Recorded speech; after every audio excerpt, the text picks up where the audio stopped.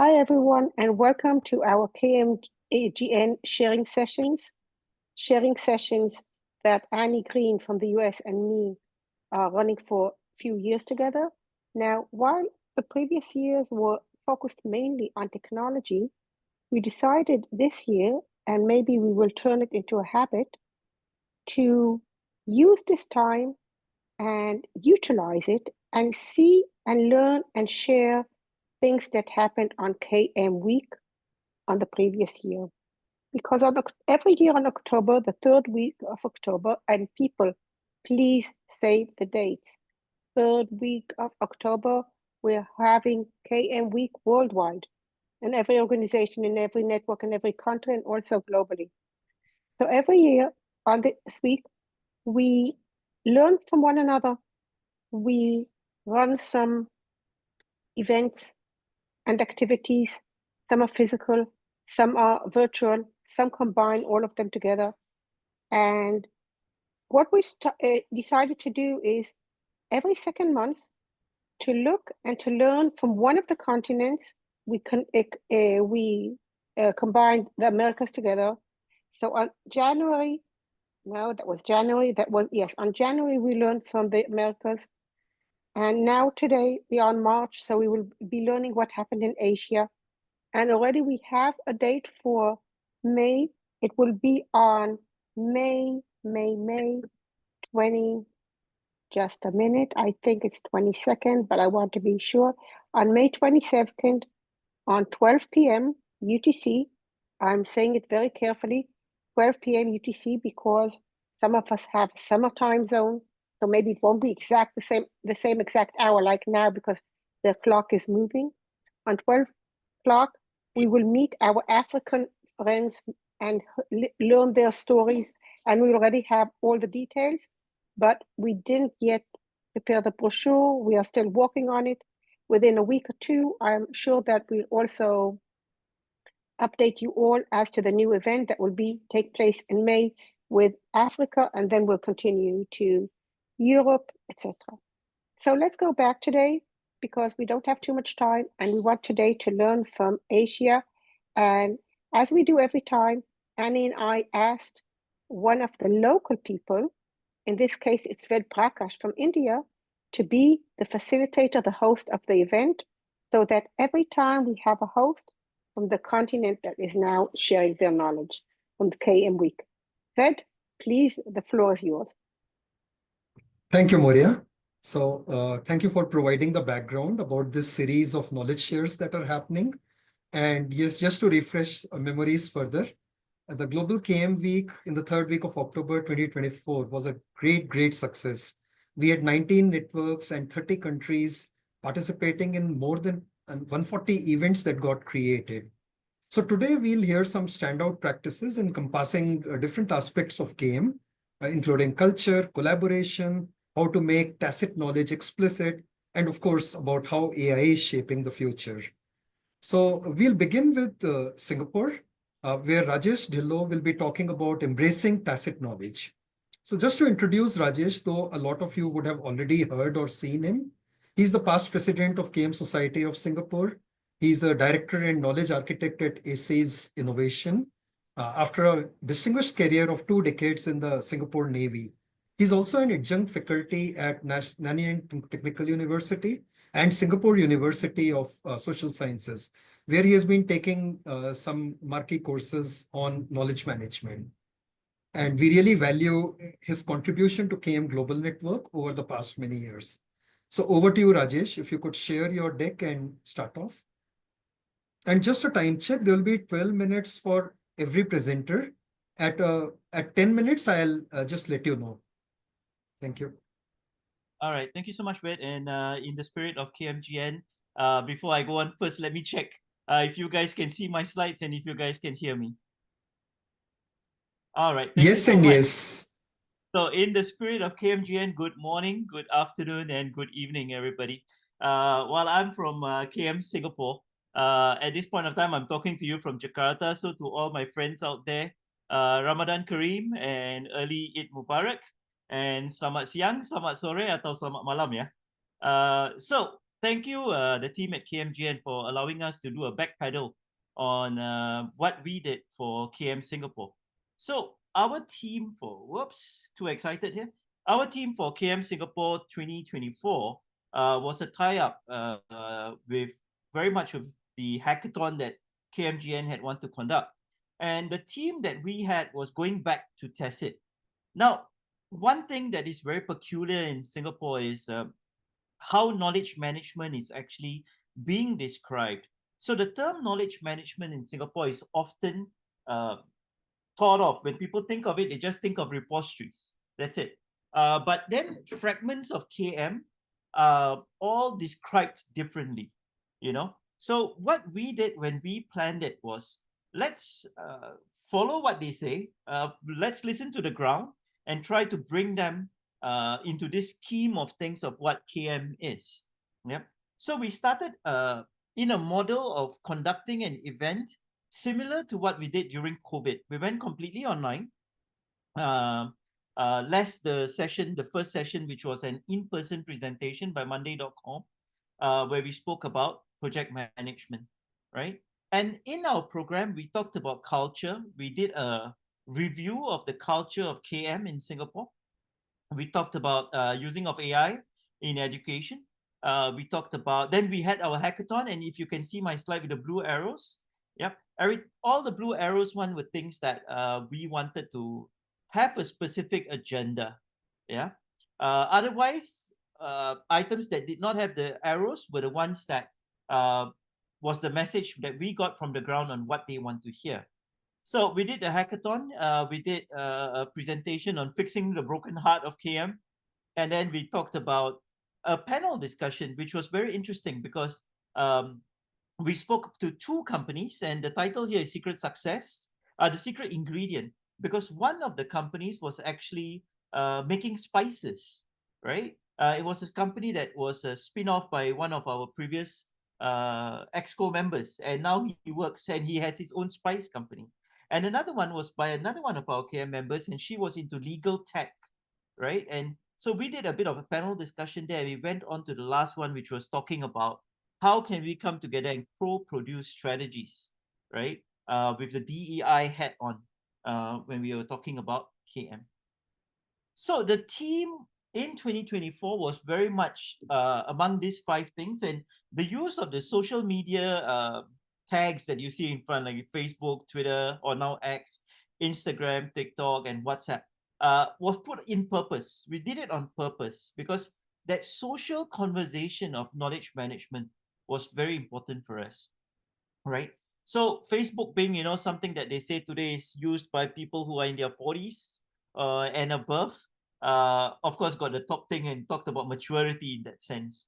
Yep. And then on, you know, the topics that we shared. So AI, KM, tested knowledge, and trends, and the future of KM.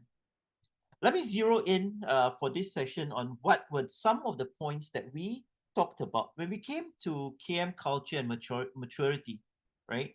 There were many repeat items that we were talking about. So the first one started with adoption, trying to identify terminologies that, you know, knowledge sharing, that agile, that things like knowledge transfer were all part of KM, right? And not just the repository alone was something that we really wanted to do. Yeah. So we noticed then that the maturity levels across the different organizations differed. Many times teams that were doing knowledge management sat in that position for 1 year, 2 years, and then they got rotated out. So always the repeat of KM 101 was there. Yeah, the basic needs of KM. There was a lot of resistance to change. If it's not broken, don't fix it. It's still a very popular term here. And whenever the market is good, the leaders don't bother about KM because it's so difficult for us to monetize the effort of KM and tell them that, hey, if you build this, you know, strategy, knowledge management, you will reap in profits. For us in the KM scene, it's difficult for us to say this. And at the same time, for leaders, it was very difficult to buy it in. Now, in the government sector, it was a bit more easier because, you know, profit for them is better communication. Yeah. Siloed knowledge is still very popular within the Singapore scene. And this is also mainly because KM managers or KM posts are rotated so often. So embedding KM as part of organizational strategy, meaning not specifically having a KM strategy per se, but when you build your organizational strategy, part of it is how knowledge is going to flow, how knowledge is going to be managed, and that will lead you to having a sharing culture within your organization. When we spoke about AI and KM, really was not really an introduction. I think an introduction to AI and KM in Singapore already occurred about 3 years ago. So we reinforced the use of AI and machine learning in today's world within the education sector as well, right? Chatbots, virtual assistants, this thing here, and predictive analysis were the two things that were most popular within us at the Singapore scene. Cloud-based solutions, I think, as we spoke about it, it looks like almost 90% of every organization has already moved on to cloud. Very few server-based companies, unless the technical aspects of that company requires it.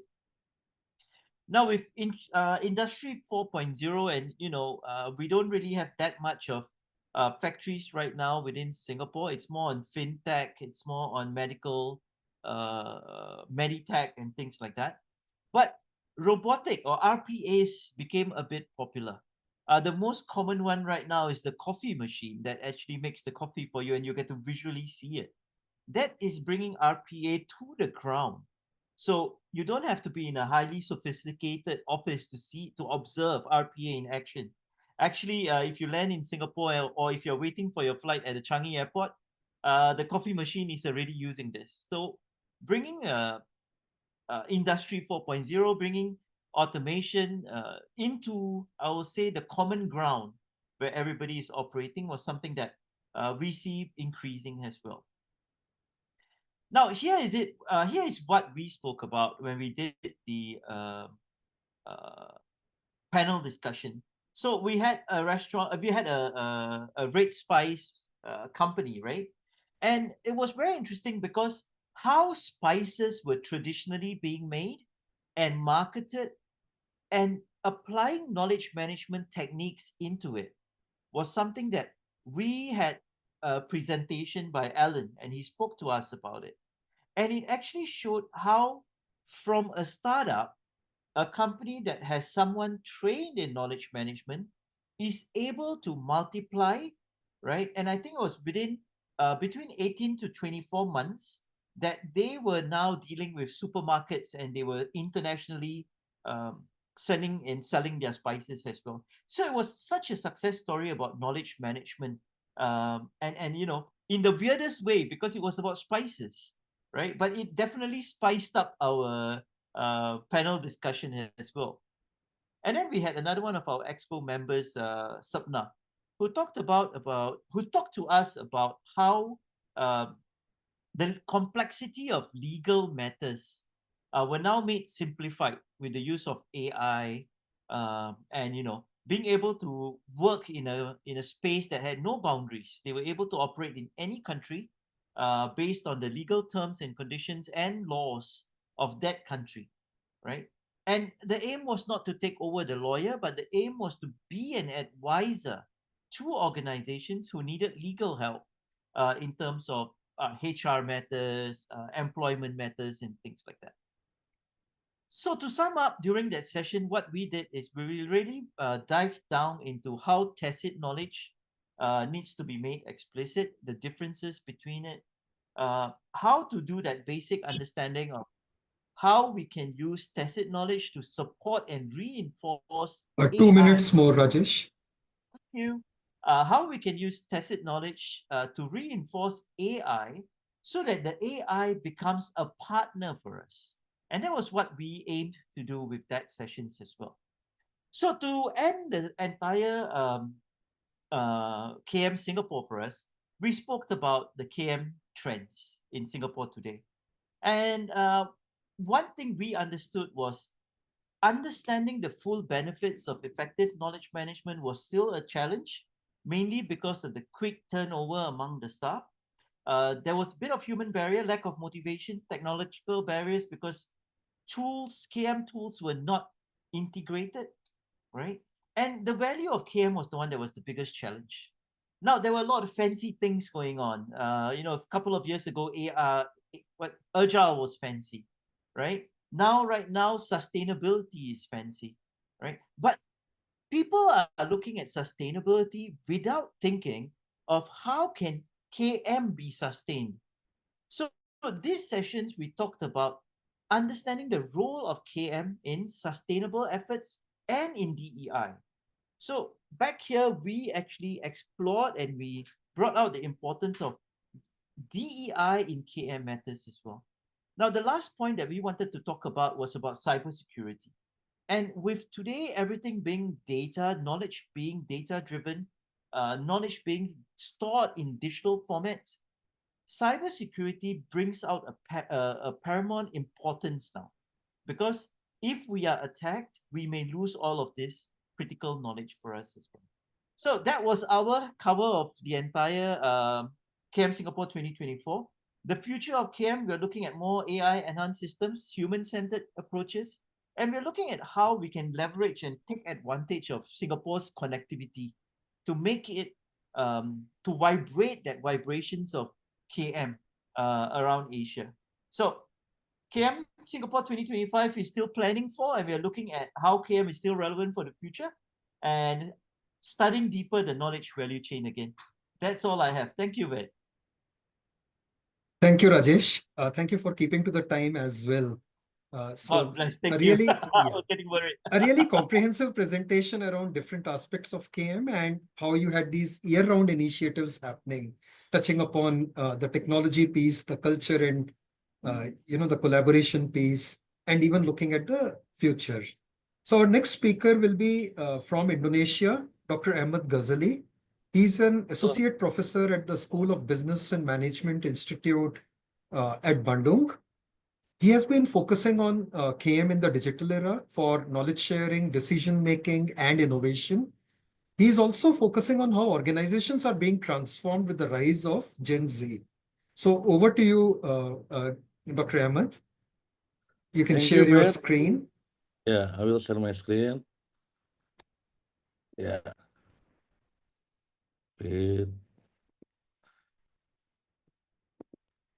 Can you see it? Yes, Pak. Okay. Yes. I will start. Yep. Yeah, it's a real pleasure to be here with all of you in here. As you already know, my name is Ahmad Ghazali.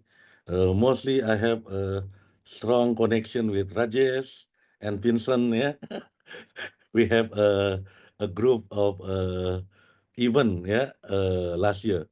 Okay, today I want to invite you to explore how noise management plays a pivotal role in accelerating the digital transformation in a state-owned enterprise, a sector that is not only strategic but deeply complex.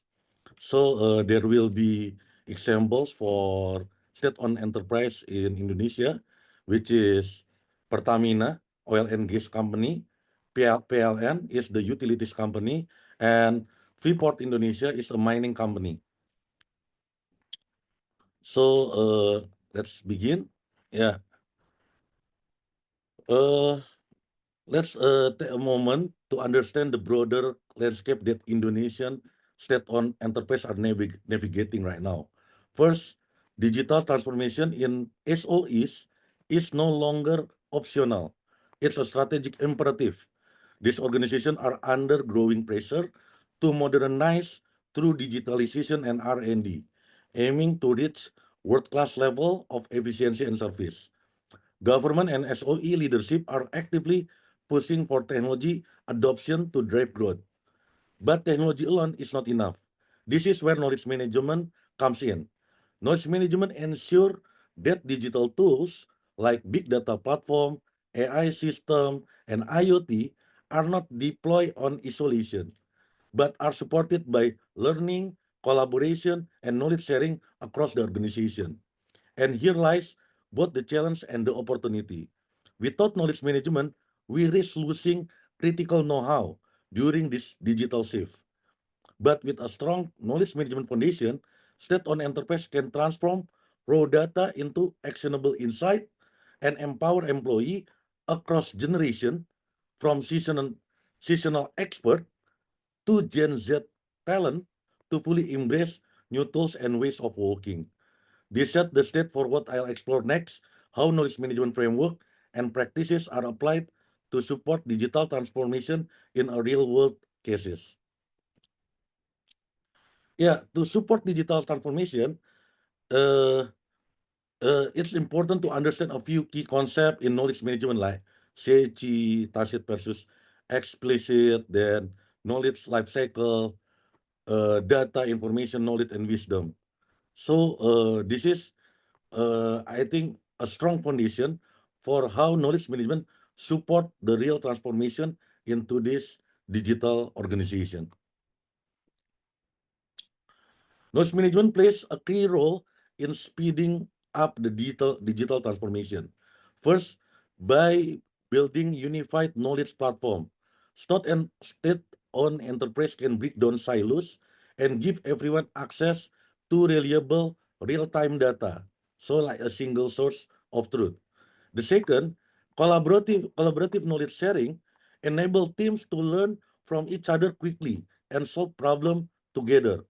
Third, upskilling program, like for the one that not into digital native, we will have a program for training, yeah, especially bridging between the senior employee with Gen Z talent. And the last one is reusing listen learn. Yeah, future projects can move faster and smarter if we are using the past experience. In short, knowledge management connects people, data, and learning, making transformation both faster and more sustainable. Yeah, this is the first case study, the Pertamina Integrated Data Command Center. They call it as IDCC. This is the new function at Pertamina, but maybe the 2 years ago is established, but they already preventing loss until 450 million. Yeah, especially regarding to correct the the problem in supply chain in gasoline distribution, especially right now at the time of Ramadan and Lebaran. Yeah, so this is very promising. They have a system 24/7 real-time monitoring, and one of the biggest breakthrough with Innovasi platform, which uses AI to analyze millions of fuel subsidy transaction every day. So if something suspicious happens, the system flag it right away. And this is not only data analytic hub. This function of IDCC, there are three functions. The first one is for data analytic. The second one is for digital factory. And the third one is for remote surveillance. So they put also so many CCTV in some area, especially if the employee doesn't use safety or they have like the danger behavior, the IoT can give some signal and give information to the command center. Yeah, this is uh, the article that already explain about IDCC, coming from Antara, from ASEAN Business, yeah, ASEAN Business News, become also give IDCC one of the innovation that promising from state-owned enterprise like Pertamina. Then case study from PLN Indonesia, State Electricity Company. In 2023, they launched a joint innovation center working with technology partner to co-create smart solution by blending global-based practice with local needs. One result is the intelligent distribution solution, an IoT-based smart grid that uses sensors to monitor electrical flow and equipment health in real time. This allows PLN to detect problems quickly and respond faster. But just as important as the tech is the people.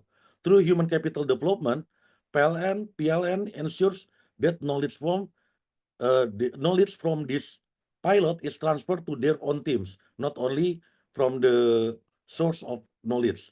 Staff are trained and mentored to build in-house digital capabilities, and with renewable integration, lessons from the smart grid pilots are now being scaled up to support the national shift toward the cleaner energy. So here we see knowledge management in action, connecting new technology with learning, collaboration, and long-term capability building. Then the last one is the case study from Freeport Indonesia, smart mining. Grasberg, Grasberg actually one of the mountain in the Papua, the one that already mining by Freeport Indonesia, open pit, but right now they already go underground. Yeah. So in the Grasberg mine, they introduce tele-remote mining, where loaders and rock breakers deep underground are now controlled from a surface.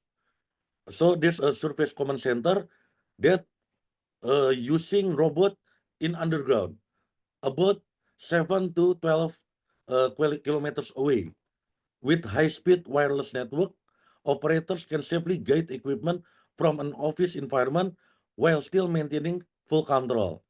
This keep them out of hazardous zones and also boosted productivity, since one operator can handle multiple machines at once.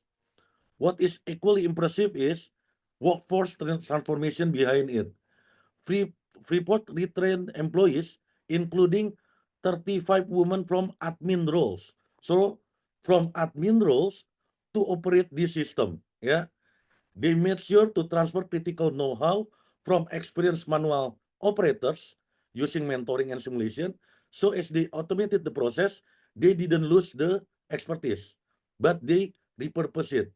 It's a powerful example of knowledge management in action, capturing tacit knowledge, enabling learning, and using technology to amplify human capability, not replace it. This is some picture, yeah, as you can see in command center, most 2 more of the minutes. operators female, yeah, most of the operator is female. Thank you, Fed. And they using the robot underground, and they control from the surface, yeah. So beyond system and strategy, digital transformation is really about people, how they connect, share, and grow together. First, we have tech-enabled collaboration, tools like enterprise social network, internal wikis, video calls, yeah. It breaks down the silo and now make the knowledge flow across team and regions. This kind of fast digital communication is especially important to Gen Z employees. That's why we need and then there's the data analytic and knowledge transfer is also a key.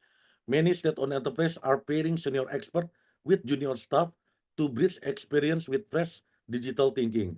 This program help avoid knowledge loss while building a stronger, more adaptive workforce. And finally, none of this work without culture and change management. Successfully state-owned enterprise are actively building cultures that reward knowledge sharing, celebrate innovation, and empower leaders to drive transformation from within. Yeah, at the end, so we can see how starting by knowledge management as strategic driver, then we try to balance between people, process, and technology, and the role of leadership and his vision, we could create the sustainable knowledge-driven growth. I think that's all from my presentation. Thank you, Fed. Thank you, Ahmed.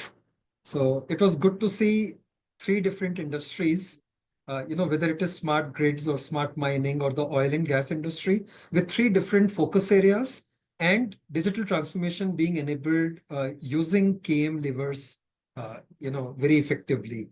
So thanks for sharing that. Our next speaker is from Thailand. So we have Dr. Punyapat and Dr. Vincent, who will be talking about the AI-driven KM shaping the future. While all of us know about Vincent, he has been around in the KM circles for a long, long time. Punyapat is a lecturer and innovation and intellectual property management specialist at the institute that Vincent is leading, the Institute for Knowledge and Innovation, Southeast Asia. She has a decade of research and industry global experience, and I'll invite Punyapat now to share her screen and share her perspectives on AI-driven KM. Thank you. So hello everyone. Today, Dr. Vincent and I would like to present the Thailand KM Network Forum. Dr. Vincent, would you like to start? Yes, sure. So hello everyone. Glad to see you all. Let me give you first a bit of background about how we came up about organizing this event. So in 2018 in Thailand, we decided to create a network which is called the Thailand Knowledge Management Network, with four main institutions, or our institute, IKI Southeast Asia at Bangkok University, OKMD, which is the Office of Knowledge Management and Development, which is a government unit in charge of promoting knowledge management at the country level. CNIT, Knowledge Network Institute of Thailand, which is also involved, which is also a government agency or supported by the government to help support also a lot of knowledge-driven activities. And TRIS, which is a private organization which has a TRIS Academy, which is also promoting knowledge management and providing different training and certificate programs. So we created this MOU in 2018. And so we had some activities the following years, but then COVID came and nothing really happened since that time. And then we thought that, KM Week could be a good opportunity to revive this initial alliance or partnership. So we approach all the head of each of these units to see if they would like to contribute. And that's how we created this this event very, very rapidly. So we co-created it with all the different institutions, and then we made it happen, yes, in less than a month. So it was quite a good way to reconnect, and this led also to signing also a new MOU early this year. So Dr. Punyapat was a very strong leader in organizing this event, which was also delivered in Thai language. So I will leave you, Dr. Punyapat, just present a bit and summarize what happened. Thank you. Okay. So the forum took place only half a day on the 18th of October 2024. So our key activities are the keynote speakers from PTTEP. He's the Vice President at Knowledge Intelligence Operational Excellence Department, Mr. Pulasant. We will talk about his keynote later. And the second activity is about the panel discussion on the AI-driven knowledge management shaping the future, which we have 4 panelists from the 4 organizations leading the Thailand KM network.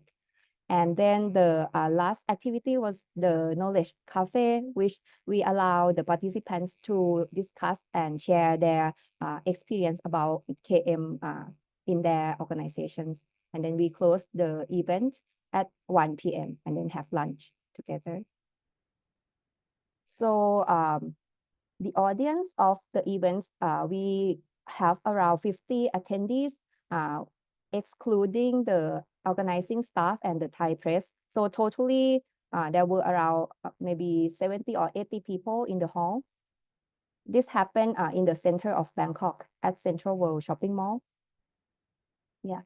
So this one is the keynote speaker, And then we have the panel discussion and then the knowledge cafe. So this is the slides sharing by the keynote speaker from PTTEP. PTTEP is the public company limited, the listing company, which was established 40 years ago. The primary mission is to explore, develop, and produce petroleum. So it's the national energy security of Thailand. The organization have won many prizes nationally and internationally related to KM and innovation management. So PTTEP has the KM vision to be an innovative and high performance learning organization where knowledge creating, sharing, and applying are the way they work. So the keynote speaker share about the mission, strategy, and their KM and innovative culture. So they mentioned that over 20 years, PTTEP has organized its internal KM week during September. So they also have the awards for their own employees. The awards include the KM Individual Awards and the Innovation Awards. They also have their portal, SharePoint, all the digital equipment, and they have the community of practice as well. They have the program called Human Library, which their employees share knowledge within the organizations. So they try to create the knowledge sharing culture within the organizations. They also try to retain the knowledge from external experts from different areas, and also the knowledge sharing from their retirees, because now Thailand is in the aging society, so we try to capture all the knowledge from the retired people. Yes. So some key takeaways from Mr. Polasan. He said that the journey of KM has no clear destination. It requires continuous development and the constant search for new methods. And the most profitable investment is the knowledge and people development. He said, while we can use technology, we must not be deceived by it. We must think, act, and develop alongside it. And then in the panel discussion, the discussion topics are, for example, how AI currently transforming traditional KM approaches. What challenges do organizations face when integrating AI into their KM system, and how these obstacles be overcome? With AI driving more automation in KM, how do you see the role of human experts evolving? What skills will become more essential? In what ways can AI help improve collaboration and knowledge sharing across teams, particularly in decentralized or global organizations? How can AI support capturing tacit knowledge? And looking ahead, what emerging AI technologies or trends do you think will have the greatest impact on the future of KM? How should organizations prepare for them? So we discuss on these topics and the key takeaways from each panelist. From Dr. Apishat, OKMD, he said that AI is a tool that supports all process of KM and serves as a mean to connect global databases, enabling the accurate and efficient utilization of knowledge. And within OKMD, they have their knowledge portal, which include the AI that provides answers on where the relevant knowledge is located and offer additional recommendations to facilitate rapid and efficient knowledge management, saving time and human resources. He said that AI has the capability to store vast amounts of data and allows for open access to search and utilization. However, ethical, moral, and legal considerations must be taken into account. For example, the copyright. And also it is a critical issue that needs to be discussed at the policy level to determine the appropriate management strategies. from Dr. Vincent, maybe you can elaborate. Yeah, just rapidly. Yeah. So, I mean, I said that, well, I mean, generative AI in general can be used to support all the sub-process of knowledge management. But at the end of the day, we still need to have human in the loop. I mean, this generative AI tool, I mean, don't really understand what they are doing. They are doing it well most of the time, but they still don't know what they are still not aware about what they are processing or what they are doing for us. So it's important to have always to keep a human in the loop to make sure that, because at the end of the day, most of the time the human is a final decision maker. So these are great assistants, and I think they expand our abilities and in a lot of different aspects related to knowledge management or other disciplines. So I think collaboration with AI does help to support I mean, a lot of tasks, including some KM activities. So it's a great additional tool, a new powerful tool in our toolbox, but this remains a tool.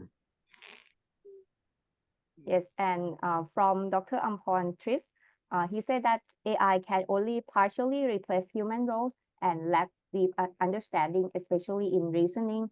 AI can operate at a scale beyond human capacity, which ultimately contributes to the country's productivity. And from Dr. Bawon Knit, he said that the creative use of AI when combined with effective KM can make it more accessible for the general public. The creative use of AI can help break language barriers and make work faster and more efficient.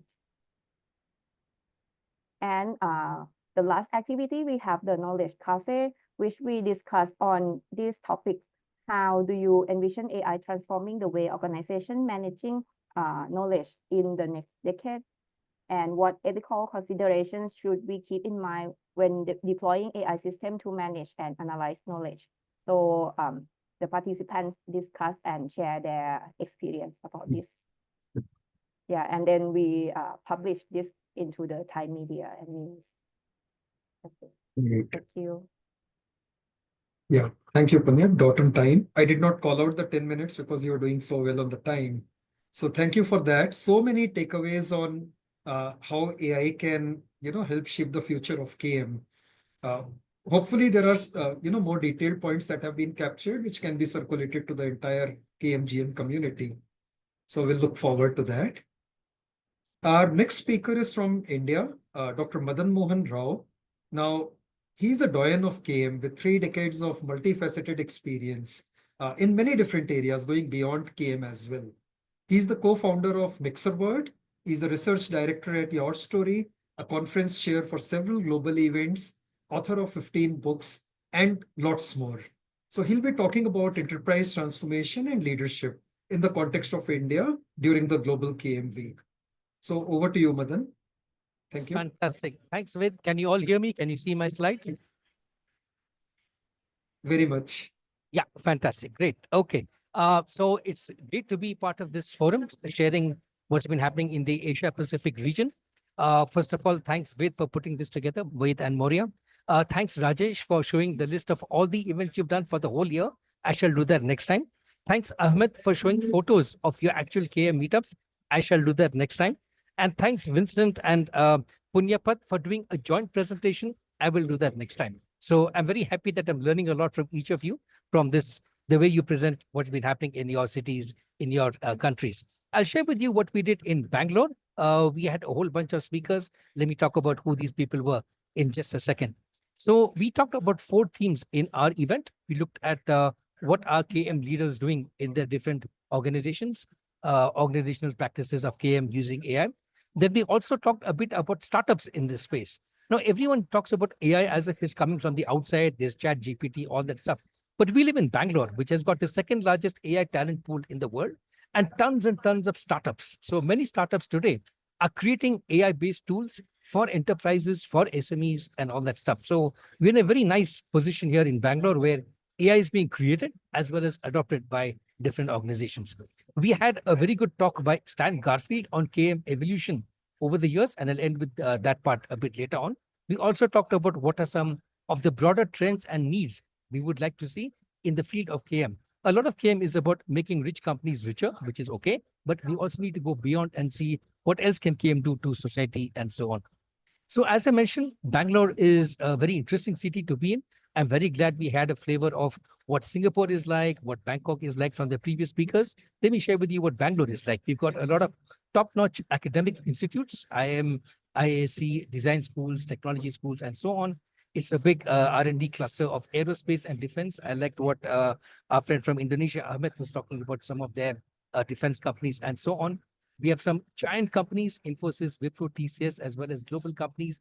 Many of their chief knowledge officers, by the way, are in Bangalore. So we get a very good view of how KM is working out in big Indian companies as well as big global companies. We also have a very interesting phenomenon happening right now at top speed called Global Capability Center, which is many companies around the world have centers in India, which are doing basic back office work or high-end R&D or global knowledge capabilities or innovation, also startup engagement. So the global knowledge economy also has a very local flavor out here in Bangalore. I mentioned startups a bit earlier. Bangalore is one of the biggest, I think, top 15, top 20 startup capitals in the world. So there's tons of startups coming up with new kinds of tools which can be used by companies to improve enterprise content management, enterprise communication, enterprise analytics, AI, and so on. It's also a very big hub of art, culture, music, food, microbreweries. We're also the microbrewery capital of Asia. There is more craft beer here, I think, than any other city that I've seen in Asia. And there's also a lot of art happening. In fact, right now I'm sitting in a cafe. There's an art festival about to get launched just behind me. It's called the Whitefield Art Collective. So it's the biggest 1-month art festival in Bangalore about to kick off in just a few minutes.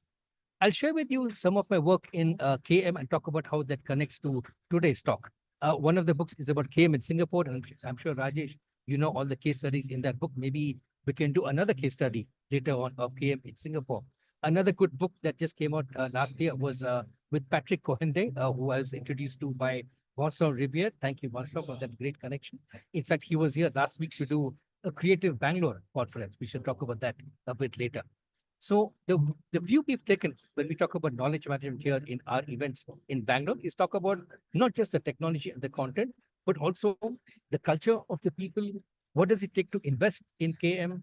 How soon in the near term, medium term, and long term? What kind of ROI do you get out of a KM system? How do you cooperate to build different kinds of knowledge assets across a company, across an ecosystem? And how do you increase capacity to do KM? I liked how 2 of the previous speakers talked about AI courses, AI training. That's where the future is, how to train people in using AI as a co-developer, as a co-innovator, as a co-designer, and so on. A lot of what I will talk about is published online also. You can take a look at some of these websites. Of course, KMGen, you all know. They've also published pitch decks of all the startups. We're also a knowledge platform for people in the innovation space. Some of these articles are also published online. So getting to our meeting on part of KM Global Knowledge Week, we took a look at how does knowledge flow in society and how does knowledge flow into organizations. The first part, of course, is idea management, creativity. How do people think of ideas? The second part is how do you implement these ideas and make it innovation, launch a startup, and so on.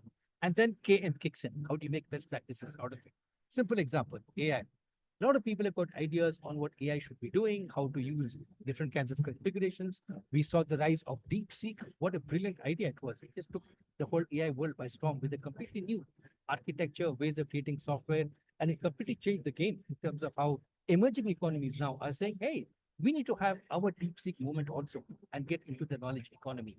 Then you have people to actually make it happen. And then KM picks in to say, what are the best ways of using Gen AI for making presentations, how to use Gen AI for market research, how to use Gen AI for coming up with new insights in manufacturing, and so on. So this is the cycle that we looked at in our event. So we use a framework called the innovation conversation, which, as you can guess, begins with what's new, how well does it work, how do we scale it? So that has been the structure of our AI community meetups in the past few sessions, including the one in October. We begin with pitches by startups saying, hey guys, I've got this new tool. It may be very useful for you to manage your HR interviews by doing AI within videos. So you can analyze what people are saying in the videos. Then we take a look at how well does it work? Are there companies also using these kinds of tools? Does this have an impact not just in a startup kind of a demo session, but also within the enterprise? And thirdly, if this works well, how do we scale it up? How do we take this good way of, for example, doing HR analytics in video interviews? Can we scale this and do all our interviews using AI within the interview process? So how well can we scale this with impact from other people in the company? We are also using this framework to connect big companies to startups to increase their idea quotient, to increase their innovation quotient, how to bring startups into big companies. Now, many big companies are scared to go out to bring startups in cafes, in pitch sessions, and so on. We bring startups into the company. So there's a knowledge exchange between big companies and startups inside the company as well. So we brought all this together in our event in October. We began with pitches by, we normally have 2 to 5 startups pitching. So here are 2 startups who are doing very interesting things with enterprise workflow, with enterprise HR, and so on. Then we had Wade giving us a sense of what is happening with KM events around the world in that particular week. Then we invited, this was a hybrid event, so we invited Stan Gartley, the legendary author and expert in KM communities, to talk about what's happening in the field. Then we had a panel with people of very different KM profiles. We tried to bring people who are working with architecture, process, community, impact, and so on. So we get a very diverse sense of what's happening in the KM field. So we have, for example, an architect, a senior manager, information manager, and also somebody who's working in the social sector. So we try to stir things up in the discussions by bringing not just corporate views of knowledge management, but how is KM being used in the social sector? How are people working with gender issues, equity in society, and so on? How do these companies view knowledge? What is the contribution that knowledge can do, and so on? I'll end with these last couple of slides. We had a fantastic keynote by Stan Garvey. Gave us a very good overview, citing a whole bunch of other KM scholars also on where are we in the KM journey. So you probably have seen this slide. It's also done by, I believe, by Nancy Dixon. So she talks about how there are 4 different phases of KM. The last one is influenced by AI. So we went through collection, largely content management, knowledge assets, and so on. Then we went into Enterprise 2.0, which is more a community-based approach to content generation. Then we got into more of a people flavor with connections, communities, enterprise social networks, and so on. And now AI is adding the 4th generation of knowledge management, which is the era of augmentation, co-knowledge workers, and things of that sort. So here, of course, LLMs come into the picture, different kinds of applications of AI to content archetypes like text, video, image, animations, movies, music, and things of that sort.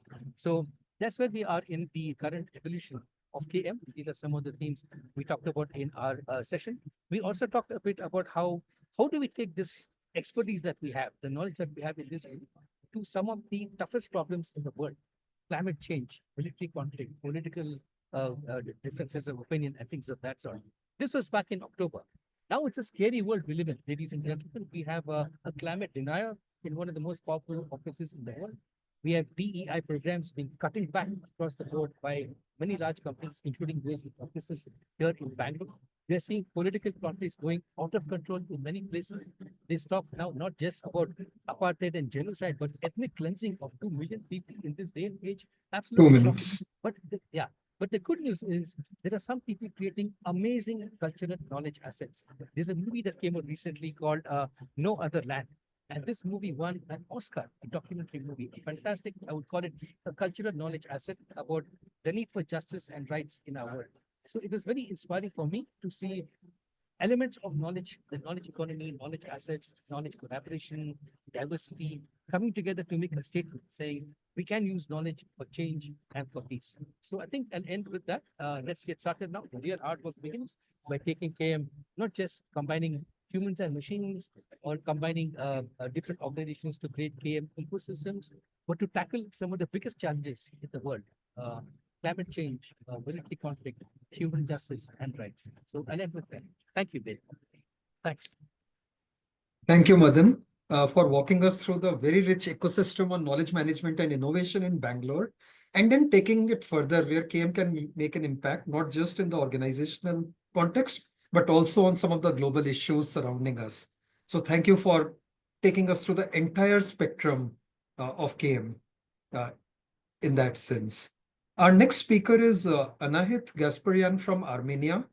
So she's a learning and development professional with about 18 years of experience, currently working at the Central Bank of Armenia and responsible for L&D over there. She talks about how HR in every organization should be uniquely positioned to play a pivotal role in driving cultural change, to embedding knowledge sharing practices into every aspect of the employee life cycle at organizations. So the knowledge sharing culture over here is key, and Anahit will share about some of that in her talk. Over to you, Anahit. Hello to everyone. Hope you hear me and see my presentation. And you hear me well? Yes, I hope to. Yes.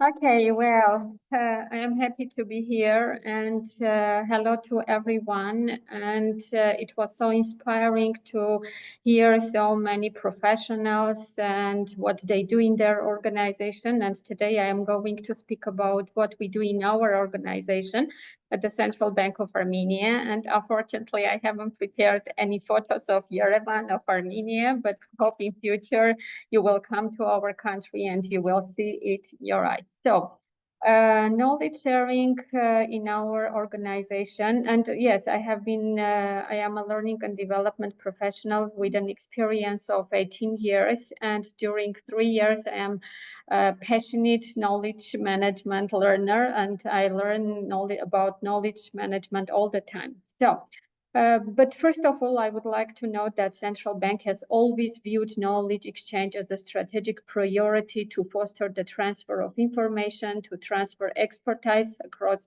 teams, generations, and sectors. And yes, by embedding knowledge sharing into our culture, we aim to strengthen institutional capabilities, to learn new employees, and we aim to strengthen institutional capabilities, yes, and drive innovation and enhance our ability to address emerging challenges in the organization.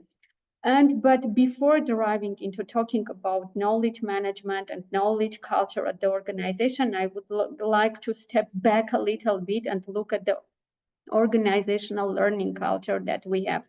And what do we mean when we talk about it, and what does it mean? And so I don't know well.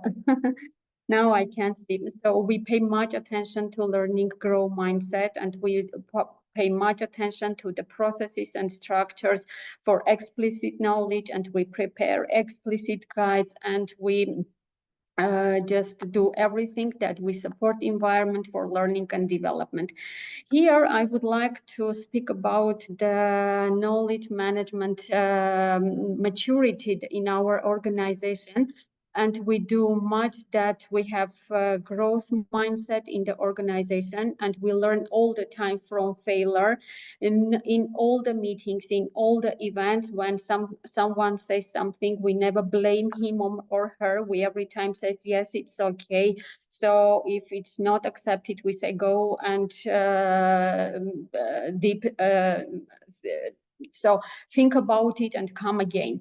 And when we pay much attention to the structure, we have lots of regulation policies for knowledge, learning and development. And also we have included our knowledge sharing in the learning and development regulation. And all the employees know that according to the regulation, after every event, after every seminar, they need to share their knowledge in the organization. And what about the environment? We just ask our leaders to be part. And I know that our knowledge sharing process is stakeholder driven, which is the most important thing. And it is demand driven in our organization. And all our managers, they support our knowledge sharing events. And here, yes, for learning culture, we have strategy, we have LD technologies, we have learning interventions, we have coaching. We coach all our managers to be coaches in the organization, and we have lots of on-the-job trainings, and employees are all the time involved in the trainings. And for knowledge management culture, we try to overcome knowledge sharing challenges. And for this, we involve management again. And we encourage leaders to walk the talk, and we also organize 3 times a year town halls, and all managers, so they come up with some ideas, and communication is vital at the organization. But here I would like to go back and speak about October, that we had knowledge sharing month in the whole month, and it was a week, but we extended it and we had a knowledge sharing month. What we did, first, we sent letters to our directorates, department heads, asking to nominate employees who will become knowledge sharers during the month.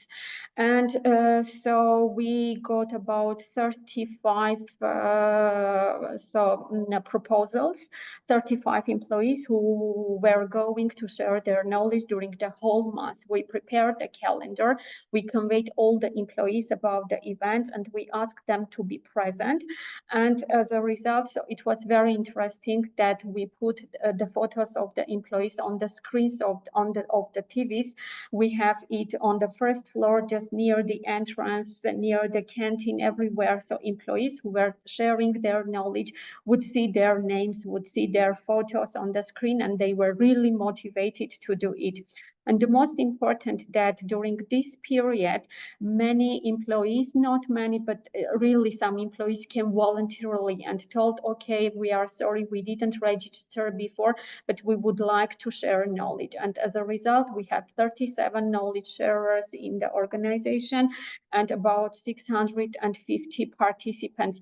Because so every day we would have 3 or 4 knowledge sharing events, and knowledge sharers and groups who were talking, who were discussing lots of ideas. And during these talks, I was present in every meeting. I tried to be present. I would find that some critical knowledge was really found out during the events, that employees, maybe they didn't know about some ideas, and now they were in the topic and they could share their ideas as well. And at the end, we rewarded all the employees, but not all the employees, all the sharers, all the knowledge sharers got thank you letters signed by the chairman of the organization. And they were really motivated, because some of them put these thank you letters on LinkedIn, and they were very happy with it. And also we rewarded to the one employee who was present in all of the meetings, and we gave a book to her. And we also rewarded employees, the department from where we had lots of knowledge sharers. And it was a really fascinating month for me, because knowledge was flowing in all the bank. And the most important, that it was really management initiative, and it was a stakeholder owned, this initiative. What else? Yes, it improved communication. We could eliminate silos, and it was helpful because it was rapid access to information. And probably, surely, it improved productivity as well. And knowledge creation, collaboration, and access to expert knowledge was also possible. Here, I would like also to speak about other tacit knowledge sharing that we do, and we do knowledge sharing days. And here I would like to speak about Friday events, and to promote, yes, cross-departmental collaboration and knowledge sharing. We organize knowledge sharing special days, and every Friday we have a knowledge sharing day where employees from different departments share their knowledge, and we facilitate knowledge transfer between seasoned experts and young professionals. And experts present their research and policy work to colleagues across the institution, and our management is also present. And here we also convey to everyone. We have storytelling events, and we have fire talks as well, and during which departments tell about their stories, and internal learning catalog we have, and employees also share their knowledge within training learning catalog.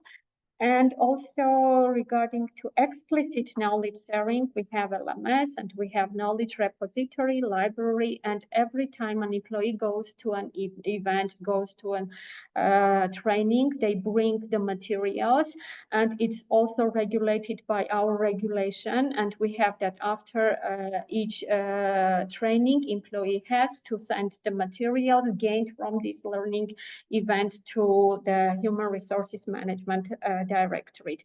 And we keep them in library, in repository, and it's very helpful and useful. Many employees will call and say, okay, we need this kind of topic about this financial institution and so on. How can we find? Oh, it's very easy. We have it in the library. And all the events and even knowledge sharing events that we had during last October, we recorded them. We recorded and we keep them in our repositories and libraries. And talking about knowledge, communication is vital. And during October, we have recapped the event with my training. It was about psychological safety at the organization. And I spoke about psychological safety, boosting knowledge sharing in the organization, that psychological safety is vital and people need to gather together quite often. They need to feel safe, and that we need to share our knowledge. We need to trust, and we need to do it very often. 2 minutes. And I spoke also about the benefits of sharing knowledge. And communication, yes, matters really in the organization. And we have for it internal LD mail, and employees get all the mails about knowledge sharing events on the mail. And we share all the events, trainings, and seminars, and so on. And also, yes, we have storytelling events, and they can see it in the repository that we have. And we also have newsletters where we also establish and inform about achievements of employees regarding to certificates, new training achievements, and so on. And everyone may be involved in it. And probably I will recap that knowledge sharing is vital in our organization, and I will advise all the organization to implement knowledge sharing events, because nowadays in many companies turnover is really high. And people come and go, and we need to keep expertise knowledge in the organizations. And probably this much, questions I am ready to answer and share more knowledge. I tried to be a little bit short, not, yes, so that is why this much. Thank you so much, Anahit, for taking us through your journey of creating a learning culture in Central Bank of Armenia. And this is also a very good example of how during the Global KM Week, one can accomplish so much in so short a time by having a very, very deep focus. So this is something that all of us can take away, that it's not just about the entire network, but also look at having those small interventions which give a lot of visibility to KM and also make people feel the impact of the whole thing. So thank you for sharing that story. Thank you. And thank you too. we look forward to more such examples coming in the future. Our next speaker is Maya Zinoveva. She's from Russia and Russian-speaking countries. She's an expert in knowledge and innovation management, and she'll be talking about strategic collaboration in the community in Russia. So welcome, Maya, and over to you. Thank you. Well, thank you, Ed. Hello to everyone. And I'm glad to share our case today. I present the community, strategic knowledge and innovation management community. I'm expert from this community, and we started at 2010. There was the first KM company in Russia, and so actually we prepared the first KM industry event in Russian-speaking countries. We could together. Maya, you are in a presenter's view. Sorry, you're in a presenter's view. Can you go into the presentation mode? We can see the next slide. There's some setting. There's a display setting at the top, I think. Yeah. Go into the, when you present at that time.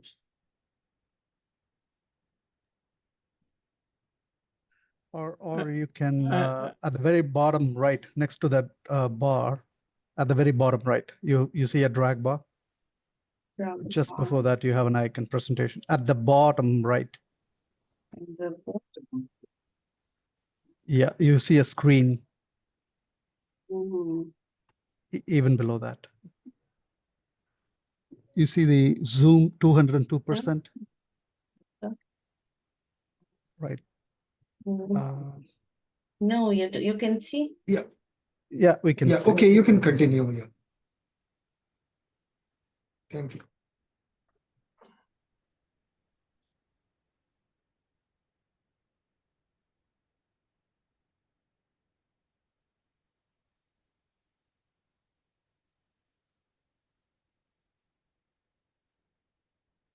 Maya, you can continue. It's fine. You can see it. Yeah, we can see. Okay. Actually, our first KM industry event, we could gather together science, business, government, and we invited international experts. And gathered all together. We invited such a famous KM international experts like David Putin, Larry Prusok, Nick Milton, Ron Young, and others. And I know that Dr. Mahan Rao visited Russia as well. Now the industries is divided to specialized areas, and we focused only on strategic collaboration as a heart of KM.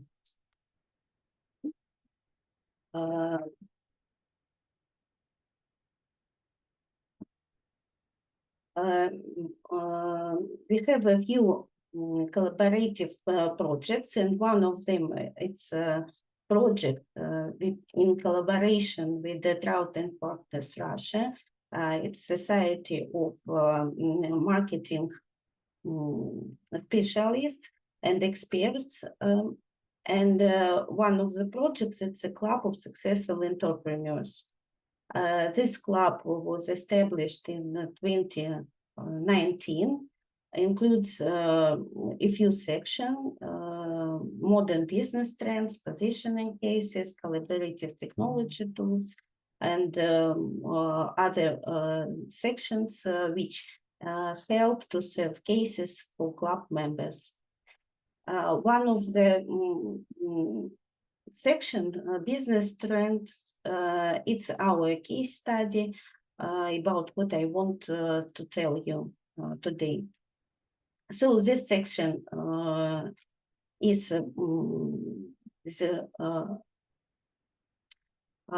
was established the same in 2019. So for so long time, we discussed on club offline meetings business trends, and after that we created a special trends map.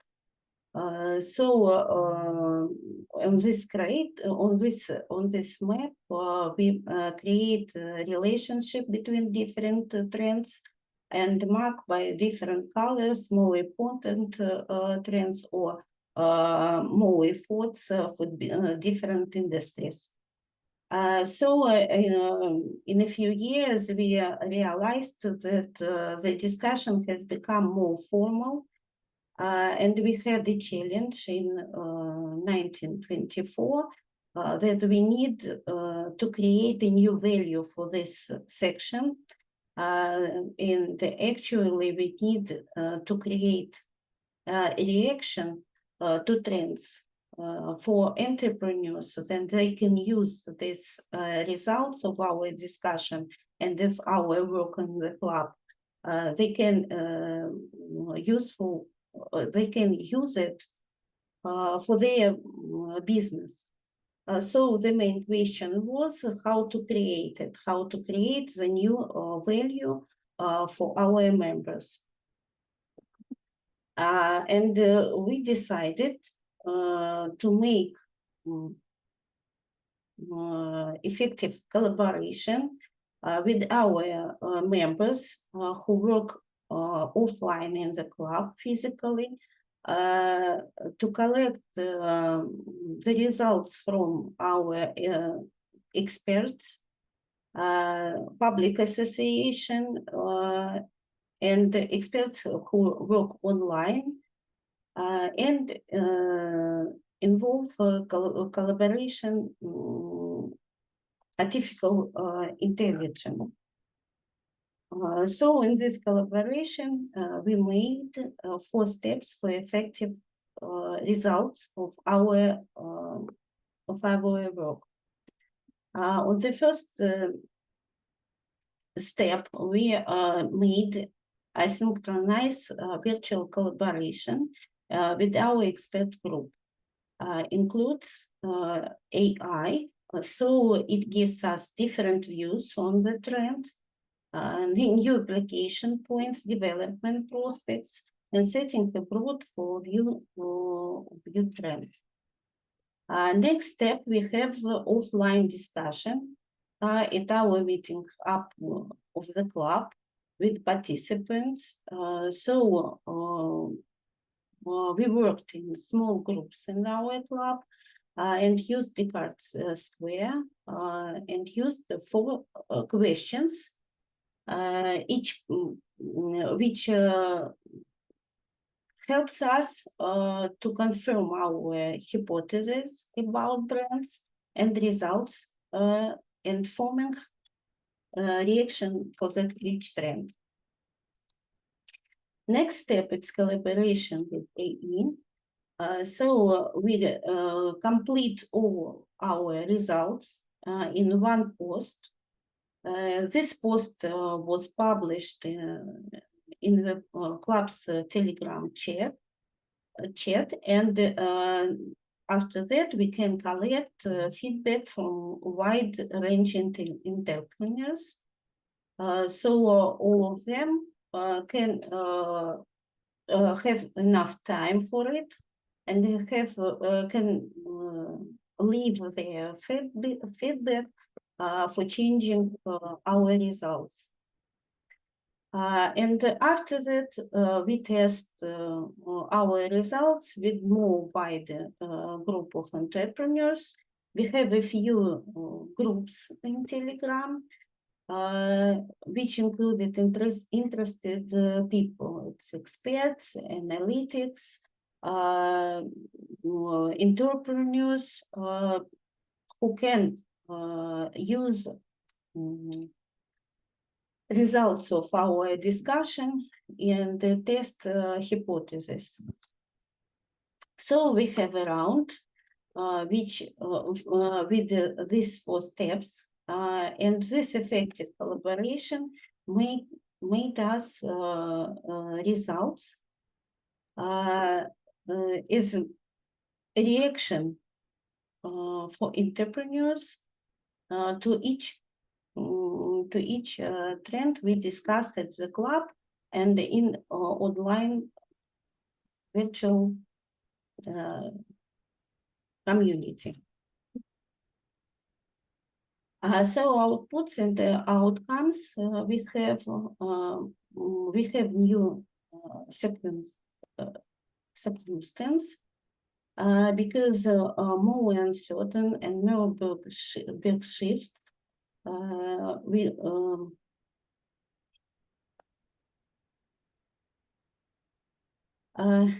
We started with more problems in our economy, so we need new requirements to our reaction. And collaboration helps us to do it better.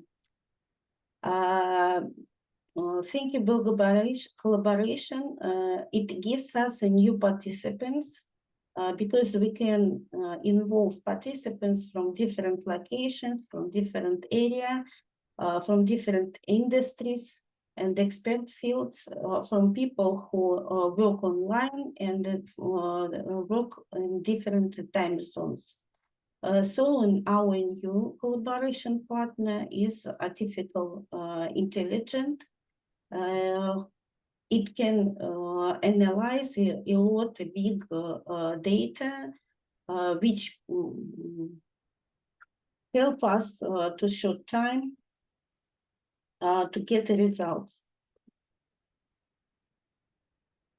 And actually collaboration strategic thinking help us to focus on the most important things. To change from all results we have, the most important for our entrepreneurs and for our people who can do it after all discussions. Actually, for trends, for this section, business trends, the most important thing is the reaction of entrepreneurs and show them how to do it and what they have to do in accordance with the brands and how this brand is what to their business. Actually, that's all. Thank you very much. Thank you, Maya. So this is a new model of collaboration where it's not just the physical participants, but the virtual. And the more important one is AI coming into the picture. So thank you for sharing the new paradigm of collaboration with all of us here.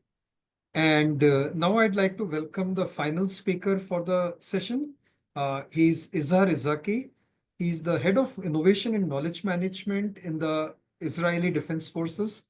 And he's an active member of Israeli KM Forum as well, very passionate about connecting knowledge communities globally.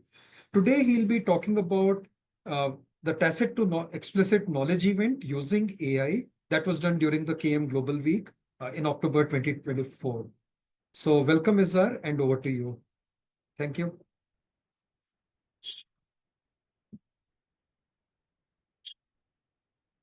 Izhar, you have to unmute yourselves. Okay, good to be with you on the session. Ved, do you hear me? Yes, and Ved? we can see your slide as well. I'm glad to be here, and I'm glad to represent the Israeli Knowledge Management Forum with the KMGN group, the specific Asia, and the European forums. And I will share with you a short session, a short journey that we had endured and successfully completed a few months ago. The hackathon,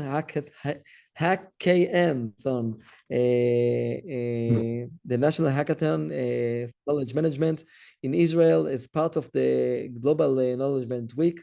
It should be said that it's not the only event that we had during that week. We had many events, but at least for me, as a lead of that hackathon with our dedicated team, it was the pinnacle.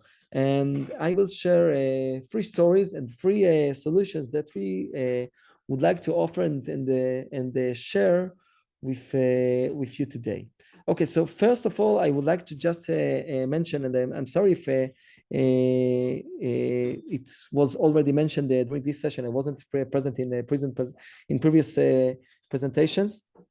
That our hackathon was managed commemorating the memory of the late Professor Emeritus Ikujiro Nonaka, of course the one of the founders of the Seki model, mapping internal and or tacit knowledge and explicit knowledge. You can see on the screen the model in one of its modern forms.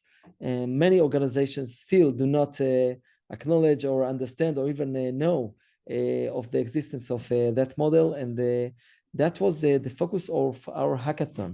The hackathon, and by the way, I have some very senior and distinguished lawyers here with me, hearing about this hackathon today. Was for us a way to commemorate and to promote the tacit knowledge, the understanding that of the importance of tacit knowledge.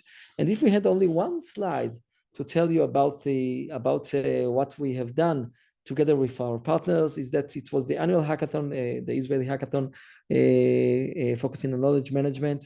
It was a special themed hackathon, bringing tacit knowledge to become, or transforming tacit knowledge to explicit knowledge by AI. And it was a unique collaboration between governmental, educational, defense-based organizations, academic organizations, NGOs, enterprises, companies, and also high-tech entrepreneurs together.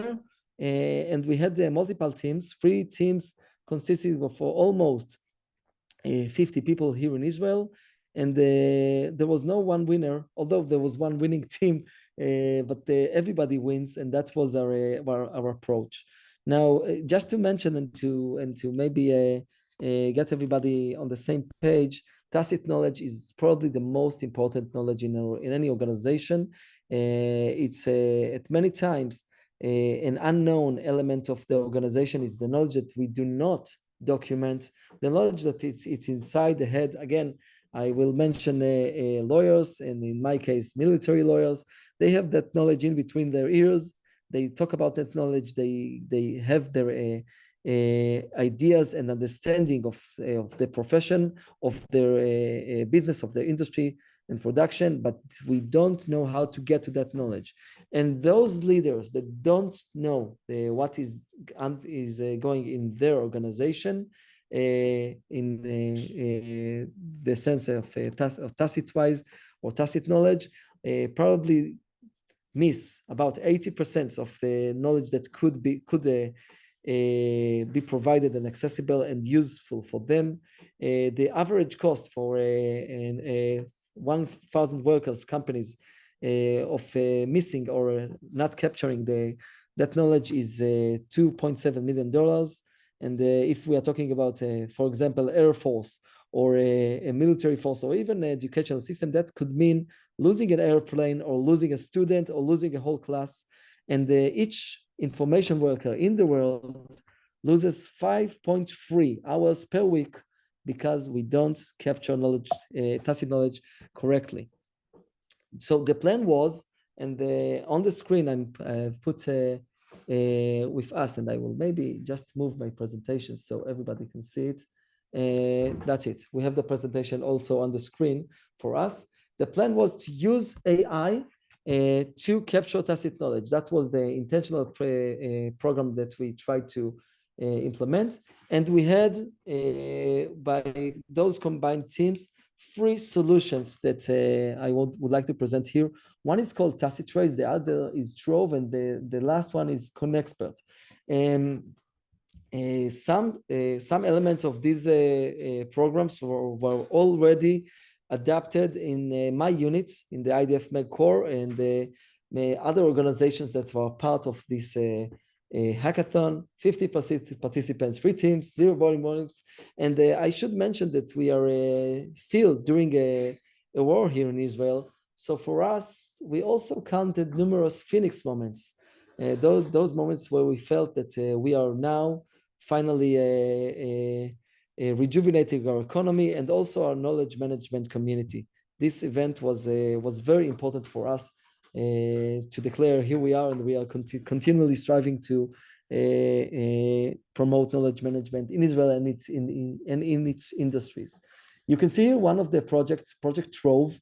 That Trove project, that system, that method intends to capture projects, and even those projects, and in my case, legal opinions that do not fruit to a final product. Sometimes we write something, we create a project, and we do not use it or do not finalize it. It's still in the draft stage, or just dismantled because we do not see it fit to use that project or that legal case, but there was still some work done, some connections created. And we have created in that team a system to capture the project, to map it, to tag it, to taxonomize that project for future use.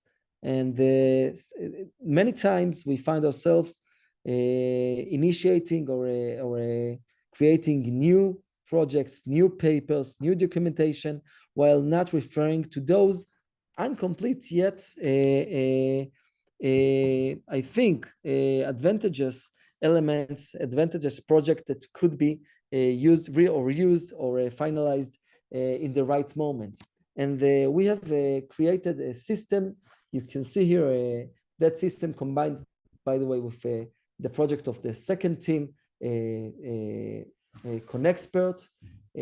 Sometimes you can just implement those elements of knowledge, and you can see here the actual code or some snippet of the code of the project, because this hackathon did produce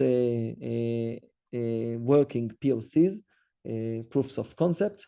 And we created a way to map or mapify both people in the organization and the knowledge.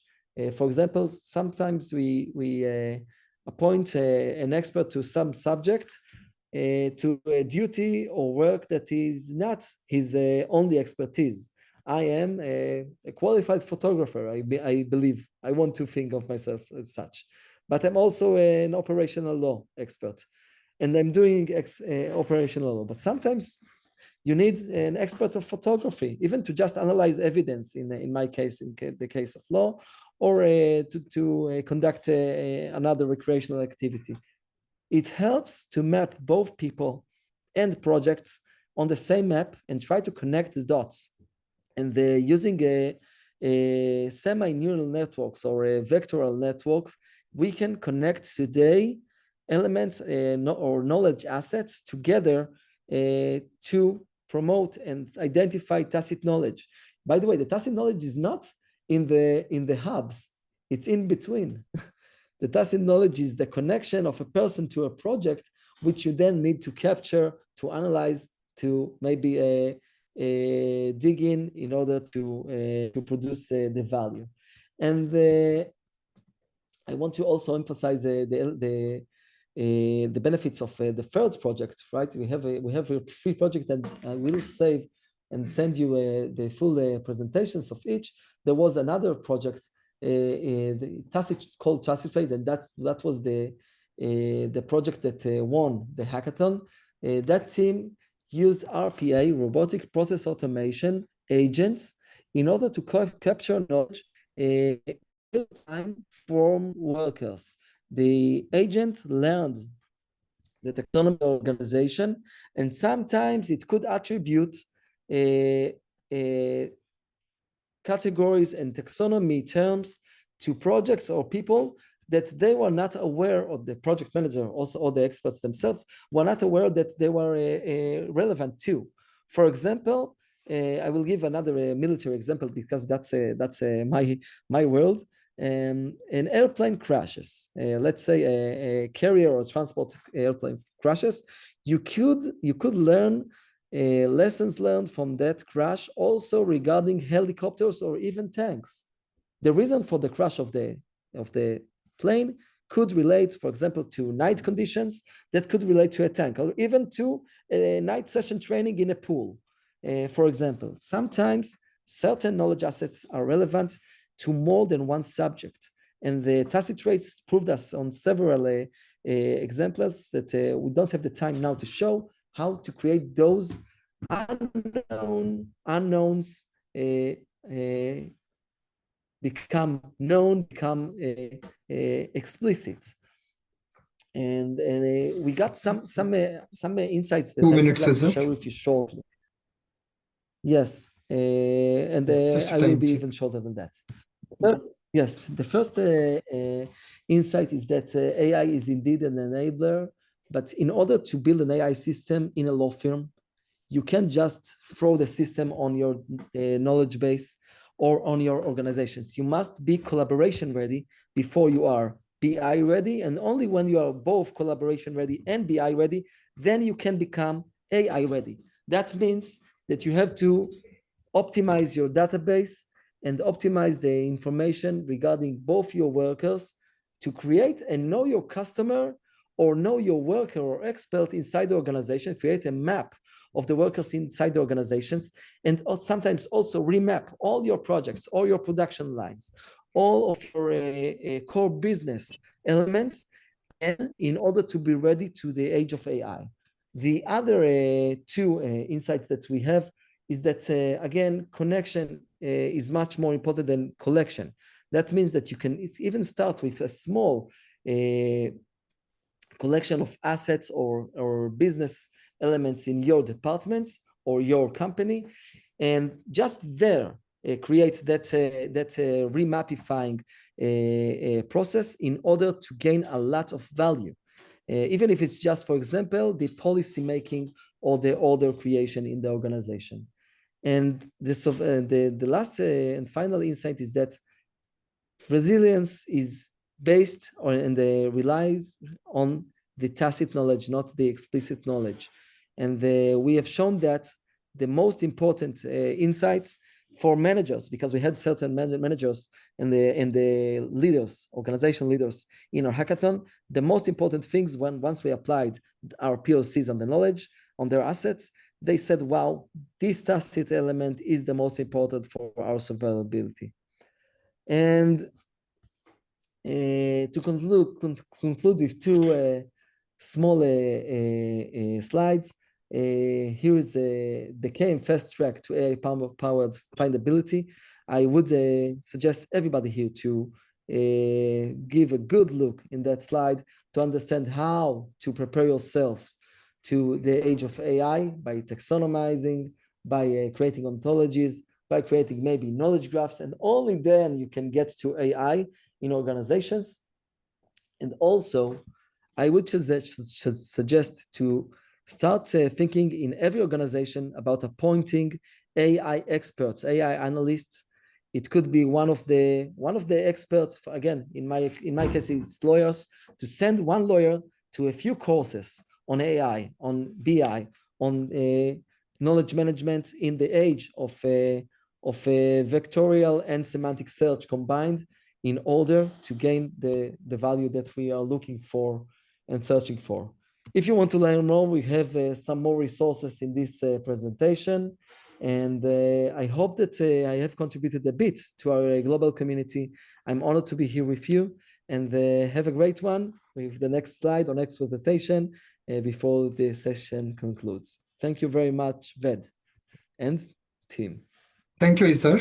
Thank you. That was very impressive about the hackathon and all the insights that came out of it. That AI is not just a technology, but there are a lot more factors that go into making it a success. So thank you all. All the speakers, I'd request you to share the latest versions of the presentations with me in case you have not already, and then we'll share it with the larger community. And a recording of this session will also be made available on the KMGN YouTube channel. So we'll request Moria to do that communication about the decks as well as the YouTube channel at a future date. So we're already after time, so I'll send it to everyone who has registered. Yeah. Thank you, Moria. Thank you all for sparing your time to attend the session. I'm sure you would have benefited from the various stories that we heard from speakers from around Asia. So thank you, and look forward to seeing you in the next session of KMGN. Have a nice evening. See you. Bye. Thank you.